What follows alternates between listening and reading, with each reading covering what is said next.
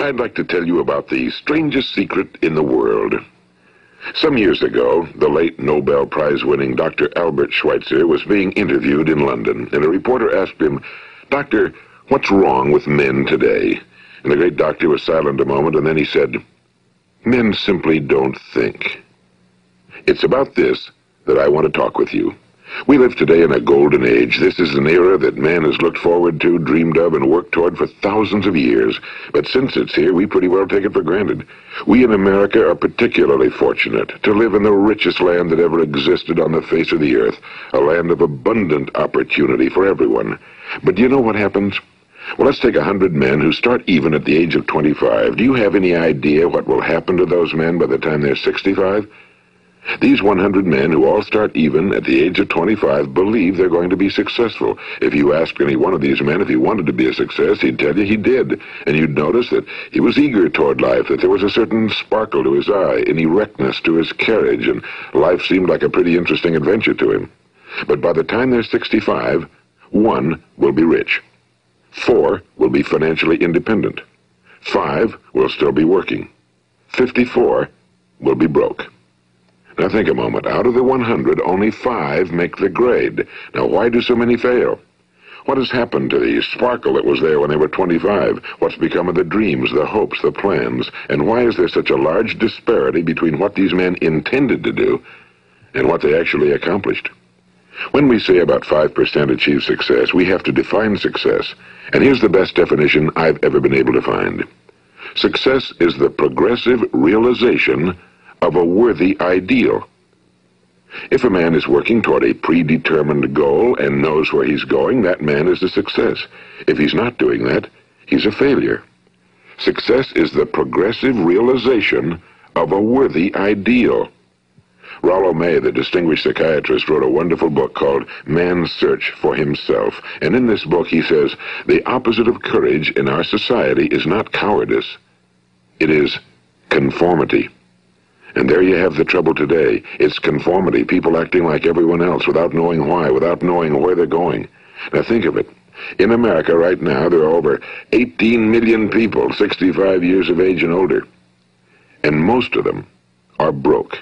They're dependent on someone else for life's necessities. Now, we learn to read by the time we're 7. We learn to make a living by the time we're 25. Usually by that time, we're not only making a living, we're supporting a family. And yet, by the time we're 65, we haven't learned how to become financially independent in the richest land that has ever been known. Why? We conform. And the trouble is that we're acting like the wrong percentage group, the 95 who don't succeed. Now, why do these people conform? Well, they really don't know. These people believe that their lives are shaped by circumstances, by things that happen to them, by exterior forces. They're outer-directed people. A survey was made one time that covered a lot of men, working men, and these men were asked, "Why do you work? Why do you get up in the morning?" 19 out of 20 had no idea. If you ask them, they'll say, well, everyone goes to work in the morning, and that's the reason they do it, because everyone else is doing it. Now let's get back to our definition of success. Who succeeds? The only person who succeeds is the person who is progressively realizing a worthy ideal. He's the person who says, I'm going to become this, and then begins to work toward that goal. I'll tell you who the successful people are. A success is the school teacher who's teaching school because that's what he or she wants to do. The success is the woman who's a wife and mother because she wanted to become a wife and mother and is doing a good job of it. The success is the man who runs the corner gas station because that was his dream. That's what he wanted to do. The success is the successful salesman who wants to become a top-notch salesman and grow and build with his organization. A success is anyone who is doing deliberately a predetermined job because that's what he decided to do deliberately. But only 1 out of 20 does that. That's why today there isn't really any competition unless we make it for ourselves. Instead of competing, all we have to do is create. You know, for 20 years, I looked for the key which would determine what would happen to a human being. Was there a key I wanted to know which would make the future a promise that we could foretell to a large extent? Was there a key that would guarantee a person's becoming successful if he only knew about it and knew how to use it? Well, there is such a key, and I've found it. Have you ever wondered why so many men work so hard and honestly without ever achieving anything in particular, and others don't seem to work hard and yet seem to get everything?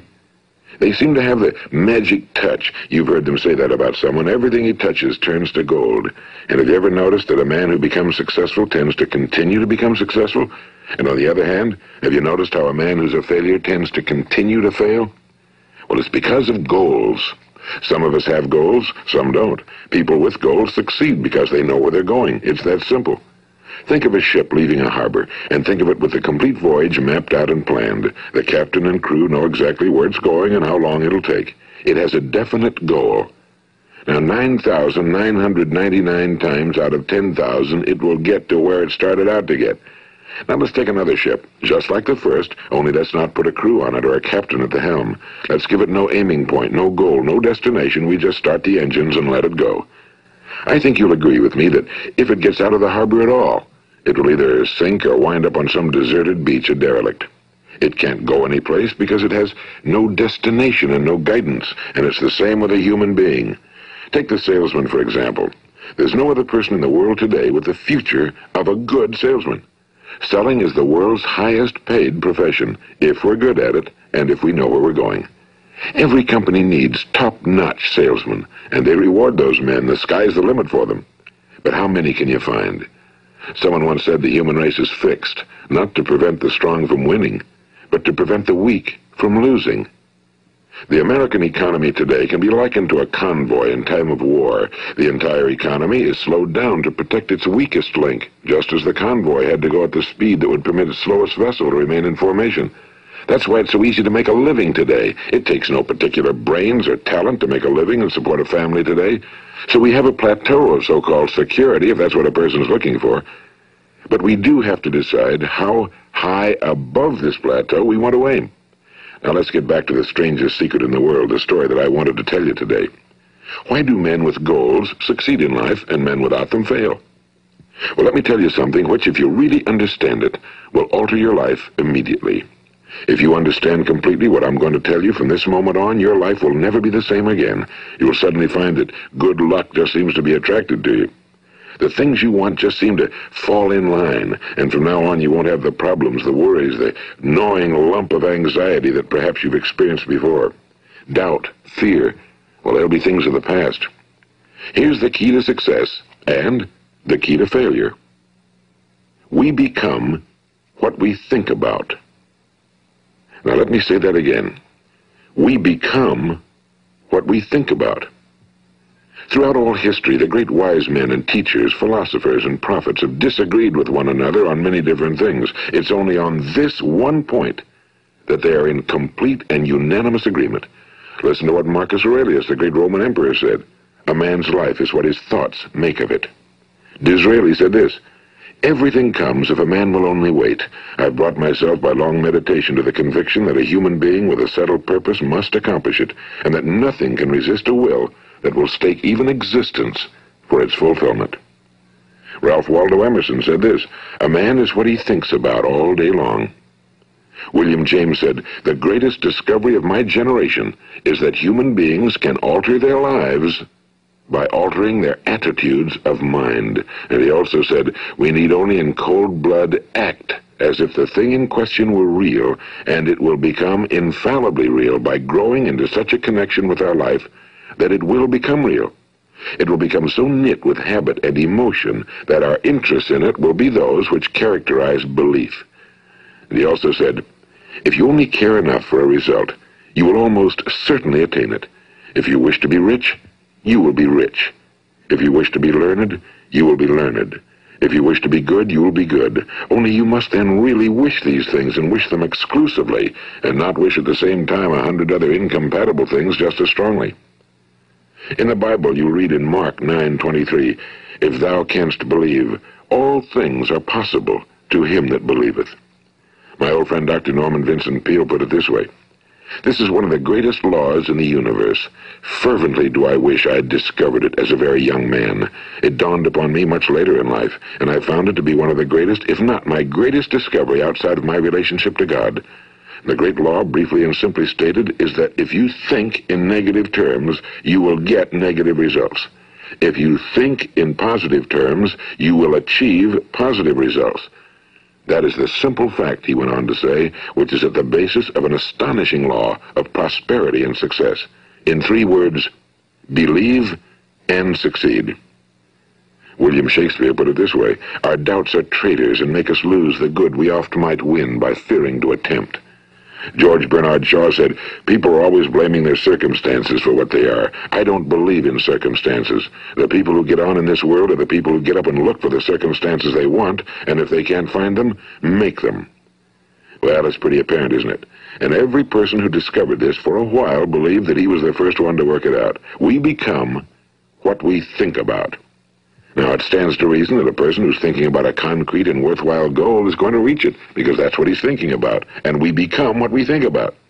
Conversely, the man who has no goal, who doesn't know where he's going, and whose thoughts must therefore be thoughts of confusion and anxiety and fear and worry, becomes what he thinks about. His life becomes one of frustration and fear and anxiety and worry.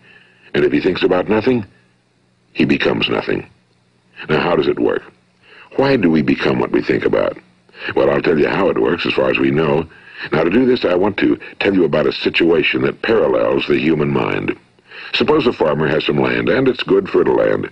Now, the land gives the farmer a choice. He may plant in that land whatever he chooses. The land doesn't care. It's up to the farmer to make the decision. Now, remember, we're comparing the human mind with the land because the mind, like the land, doesn't care what you plant in it. It will return what you plant, but it doesn't care what you plant. Now, let's say that the farmer has 2 seeds in his hand. One is a seed of corn. The other is nightshade, a deadly poison. He digs 2 little holes in the earth, and he plants both seeds, one corn, the other nightshade. He covers up the holes, waters, and takes care of the land, and what will happen? Invariably, the land will return what's planted. As it's written in the Bible, as ye sow, so shall ye reap. Now remember, the land doesn't care. It'll return poison in just as wonderful abundance as it will corn. So up come the 2 plants, one corn, one poison. Now, the human mind is far more fertile, far more incredible and mysterious than the land, but it works the same way. It doesn't care what we plant. Success, failure. A concrete, worthwhile goal, or confusion. Misunderstanding, fear, anxiety, and so on. But what we plant, it must return to us. You see, the human mind is the last great unexplored continent on Earth. It contains riches beyond our wildest dreams. It will return anything we want to plant. Now, you might say, well, if that's true, why don't people use their minds more? Well, I think they figured out an answer to that one, too. Our mind comes as standard equipment at birth. It's free, and things that are given to us for nothing we place little value on. Things that we pay money for, we value. The paradox is that exactly the reverse is true. Everything that's really worthwhile in life came to us free. Our minds, our souls, our bodies, our hopes, our dreams, our ambitions, our intelligence, our love of family and children and friends and country, all these priceless possessions are free. But the things that cost us money are actually very cheap and can be replaced at any time. A good man can be completely wiped out and make another fortune. He can do that several times. Even if our home burns down, we can rebuild it. But the things we got for nothing, we can never replace. The human mind isn't used because we take it for granted. Familiarity breeds contempt. It can do any kind of job we assign to it, but generally speaking, we use it for little jobs instead of big, important ones. Universities have proved that most of us are operating on about 10% or less of our abilities. So decide now, what is it you want? Plant your goal in your mind. It's the most important decision you'll ever make in your entire life. What is it you want? Do you want to be an outstanding salesman? A better worker at your particular job? Do you want to go places in your company, in your community? Do you want to get rich? All you've got to do is plant that seed in your mind, care for it, work steadily toward your goal, and it will become a reality. It not only will, there's no way that it cannot. You see, that's a law, like the laws of Sir Isaac Newton, the laws of gravity. If you get on top of a building and jump off, you'll always go down. You'll never go up, and it's the same with all the other laws of nature. They always work. They're inflexible. Think about your goal in a relaxed, positive way. Picture yourself in your mind's eye as having already achieved this goal. See yourself doing the things you will be doing when you've reached your goal. Ours has been called the phenobarbital age, the age of ulcers and nervous breakdowns and tranquilizers. At a time when medical research has raised us to a new plateau of good health and longevity, far too many of us worry ourselves into an early grave trying to cope with things in our own little personal ways without learning a few great laws that will take care of everything for us. These things we bring on ourselves through our habitual way of thinking. Every one of us is the sum total of his own thoughts. He is where he is because that's exactly where he really wants to be, whether he'll admit that or not. Each of us must live off the fruit of his thoughts in the future, because what you think today and tomorrow, next month and next year, will mold your life and determine your future. You're guided by your mind. I remember one time I was driving through eastern Arizona and I saw one of those giant earth-moving machines roaring along the road at about 35 miles an hour with what looked like 30 tons of dirt in it. A tremendous, incredible machine. And there was a little man perched way up on top with the wheel in his hands guiding it. And as I drove along, I was struck by the similarity of that machine to the human mind. Just suppose you're sitting at the controls of such a vast source of energy. Are you going to sit back and fold your arms and let it run itself into a ditch? Or are you going to keep both hands firmly on the wheel and control and direct this power to a specific, worthwhile purpose? It's up to you. You're in the driver's seat. You see, the very law that gives us success is a two-edged sword. We must control our thinking. The same rule that can lead a man to a life of success, wealth, happiness, and all the things he ever dreamed of for himself and his family. That very same law can lead him into the gutter. It's all in how he uses it, for good or for bad. This is the strangest secret in the world. Now, why do I say it's strange, and why do I call it a secret? Actually, it isn't a secret at all. It was first promulgated by some of the earliest wise men, and it appears again and again throughout the Bible, but very few people have learned it, understand it. That's why it's strange, and why for some equally strange reason it virtually remains a secret. I believe that you could go out and walk down the main street of your town and ask one man after another what the secret of success is, and you probably wouldn't run into one man in a month who could tell you. Now, this information is enormously valuable to us if we really understand it and apply it. It's valuable to us not only for our own lives, but the lives of those around us, our families, employees, associates, and friends. Life should be an exciting adventure. It should never be a bore. A man should live fully, be alive. He should be glad to get out of bed in the morning. He should be doing a job he likes to do because he does it well. One time I heard Grove Patterson, the great late editor-in-chief of the Toledo Daily Blade, make a speech, and as he concluded his speech, he said something I've never forgotten. He said, "My years in the newspaper business have convinced me of several things. Among them, that people are basically good, and that we came from someplace, and we're going someplace. So we should make our time here an exciting adventure. The architect of the universe didn't build a stairway leading nowhere." And the greatest teacher of all, the carpenter from the plains of Galilee, gave us the secret time and time again. As ye believe, so shall it be done unto you. I've explained the strangest secret in the world and how it works. Now, on this side, I want to explain how you can prove to yourself the enormous returns possible in your own life by putting this secret to a practical test. I want you to make a test that will last 30 days. It isn't going to be easy, but if you'll give it a good try, it will completely change your life for the better. Now, back in the 17th century, Sir Isaac Newton, the English mathematician and natural philosopher, gave us some natural laws of physics which apply as much to human beings as they do to the movement of bodies in the universe. And one of these laws is that for every action, there is an equal and opposite reaction. Simply stated, as it applies to you and me, it means we can achieve nothing without paying the price. The results of your 30-day experiment will be in direct proportion to the effort you put forth. To be a doctor, you must pay the price of long years of difficult study. To be successful in selling, and remember that each of us succeeds to the extent of his ability to sell. Selling our families on our ideas, selling education in schools, selling our children on the advantages of living the good and honest life, selling our associates and employees on the importance of being exceptional people. To, of course, the profession of selling itself. But to be successful in selling our way to the good life, we must be willing to pay the price. Now, what is that price? Well, it's many things. First, it's understanding emotionally, as well as intellectually, that we literally become what we think about, that we must control our thoughts if we're to control our lives. It's understanding fully that as ye sow, so shall ye reap. Second, it's cutting away all fetters from the mind and permitting it to soar as it was divinely designed to do. It's the realization that your limitations are self-imposed and that the opportunities for you today are enormous beyond belief. It's rising above narrow-minded pettiness and prejudice.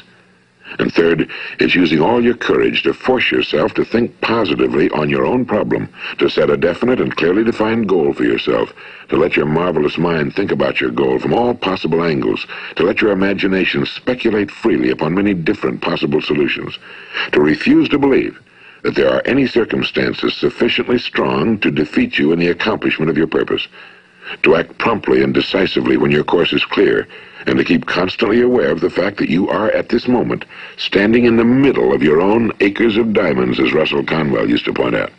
And fourth, save at least 10% of every dollar you earn. It's also remembering that no matter what your present job, it has enormous possibilities if you're willing to pay the price. Now let's just go over the important points in the price each of us must pay to achieve the wonderful life that can be ours. It is, of course, worth any price. 1. You will become what you think about. 2. Remember the word imagination and let your mind begin to soar. 3. Courage. Concentrate on your goal every day. 4. Save 10% of what you earn. And 5. Action. Ideas are worthless unless we act on them. Now, I'll try to outline the 30-day test I want you to make. Keep in mind that you have nothing to lose by making this test and everything you could possibly want to gain. There are two things that may be said of everyone. Each of us wants something, and each of us is afraid of something. I want you to write on a card what it is you want more than anything else. It may be more money. Perhaps you'd like to double your income or make a specific amount of money. It may be a beautiful home. It may be success at your job. It may be a particular position in life. It could be a more harmonious family. Each of us wants something. Now write down on your card specifically what it is you want. Make sure it's a single goal and clearly defined. You needn't show it to anyone, but carry it with you so that you can look at it several times a day. Think about it in a cheerful, relaxed, positive way each morning when you get up, and immediately you have something to work for, something to get out of bed for, something to live for. Look at it every chance you get during the day and just before going to bed at night. And as you look at it, remember that you must become what you think about, and since you're thinking about your goal, you realize that soon it will be yours. In fact, it's yours really the moment you write it down and begin to think about it. Look at the abundance all around you as you go about your daily business. You have as much right to this abundance as any other living creature. It's yours for the asking. Now we come to the difficult part. Difficult because it means the formation of what is probably a brand new habit, and new habits are not easily formed. Once formed, however, it will follow you for the rest of your life. Stop thinking about what it is you fear. Each time a fearful or negative thought comes into your consciousness, replace it with a mental picture of your positive and worthwhile goal. And there'll come times when you'll feel like giving up. It's easier for a human being to think negatively than positively. That's why only 5% are successful. You must begin now to place yourself in that group. For 30 days, you must take control of your mind. It will think about only what you permit it to think about. Each day for this 30-day test, do more than you have to do. In addition to maintaining a cheerful, positive outlook, give of yourself more than you've ever done before. Do this knowing that your returns in life must be in direct proportion to what you give. The moment you decide on a goal to work toward, you're immediately a successful person. You are then in that rare and successful category of people who know where they're going. Out of every 100 people, you belong to the top 5. Don't concern yourself too much with how you're going to achieve your goal. Leave that completely to a power greater than yourself. All you have to do is know where you're going. The answers will come to you of their own accord and at the right time. Remember these words from the Sermon on the Mount, and remember them well. Keep them constantly before you this month of your test. Ask, and it shall be given you. Seek, and ye shall find. Knock, and it shall be opened unto you. For every one that asketh receiveth, and he that seeketh findeth, and to him that knocketh it shall be opened. It's as marvelous and as simple as that. In fact, it's so simple that in our seemingly complicated world, it's difficult for an adult to understand that all he needs is a purpose and faith. For 30 days, do your very best. If you're a salesman, go at it as you've never done before, not in a hectic fashion, but with the calm, cheerful assurance that time well spent will give you the abundance in return you deserve and want. If you're a homemaker, devote your 30-day test to completely giving of yourself without thinking about receiving anything in return, and you'll be amazed at the difference it makes in your life. No matter what your job, do it as you've never done it before for 30 days. And if you've kept your goal before you every day, you'll wonder and marvel at this new life you've found. Dorothea Brand, the outstanding editor and writer, discovered it for herself and tells about it in her fine book, Wake Up and Live. Her entire philosophy is reduced to the words, act as though it were impossible to fail. She made her own test with sincerity and faith, and her entire life was changed to one of overwhelming success. Now, you make your test for 30 full days. Don't start your test until you've made up your mind to stick with it. You see, by being persistent, you're demonstrating faith. Persistence is simply another word for faith. If you didn't have faith, you'd never persist. If you should fail during your first 30 days, by that I mean suddenly find yourself overwhelmed by negative thoughts, you've got to start over again from that point and go 30 more days. Gradually, your new habit will form until you find yourself one of that wonderful minority to whom virtually nothing is impossible. And don't forget the card. It's vitally important as you begin this new way of living. On one side of the card, write your goal, whatever it may be. On the other side, write the words we've quoted from the Sermon on the Mount. Ask, and it shall be given you. Seek, and ye shall find. Knock, and it shall be opened unto you. Nothing great was ever accomplished without inspiration. See that during these crucial first 30 days, your own inspiration is kept at a peak. And above all, don't worry. Worry brings fear, and fear is crippling.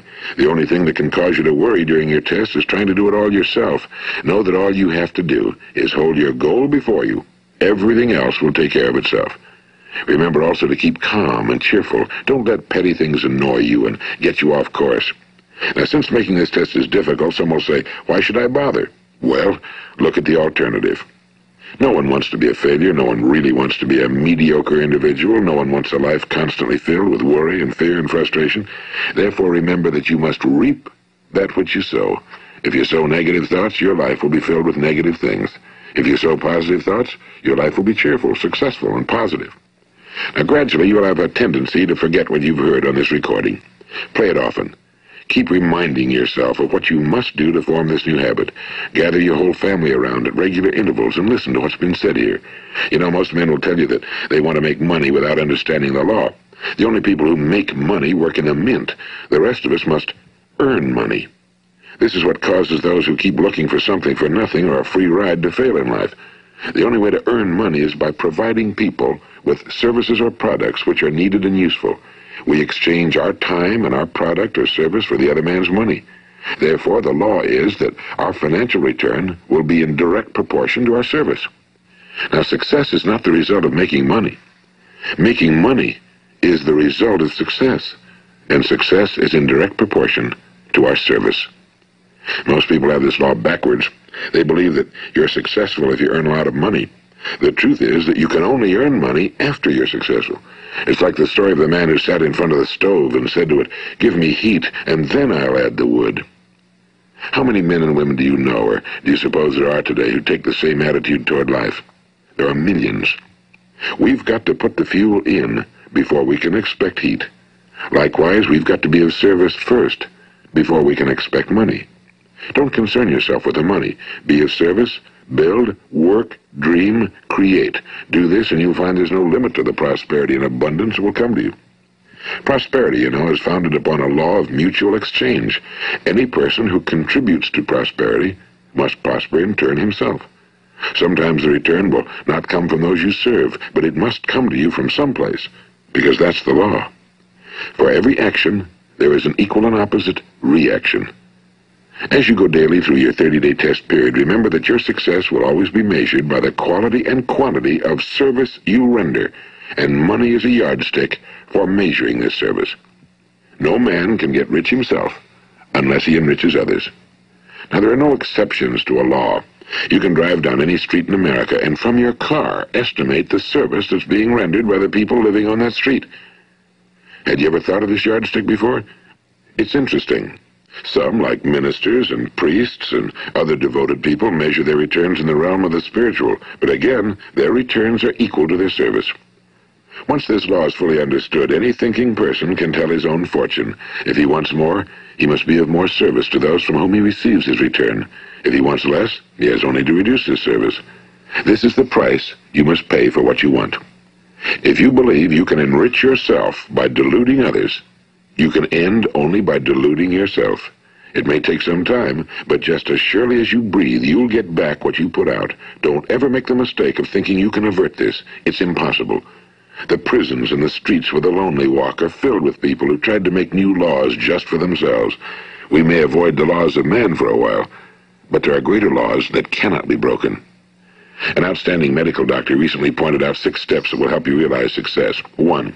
Set yourself a definite goal. 2. Quit running yourself down. 3. Stop thinking of all the reasons why you cannot be successful and instead think of all the reasons why you can. 4. Trace your attitudes back through your childhood and try to discover where you first got the idea you couldn't be successful, if that's the way you've been thinking. 5. Change the image you have of yourself by writing out a description of the person you would like to be. And 6. Act the part of the successful person you have decided to become. The doctor who wrote those words is a noted West Coast psychiatrist, Dr. David Harold Fink. Do what the experts since the dawn of recorded history have told you must do. Pay the price by becoming the person you want to become. It's not nearly as difficult as living unsuccessfully. Make your 30-day test, then repeat it again, and each time it will become more a part of you until you'll wonder how you could ever have lived any other way. Live this new way and the floodgates of abundance will open and pour over you more riches than you may have dreamed existed. Money? Yes, lots of it. But what's more important, you'll have peace. You'll be in that wonderful minority who lead calm, cheerful, successful lives. Start today. You have nothing to lose, but you have a whole life to win. This is Earl Nightingale, and thank you.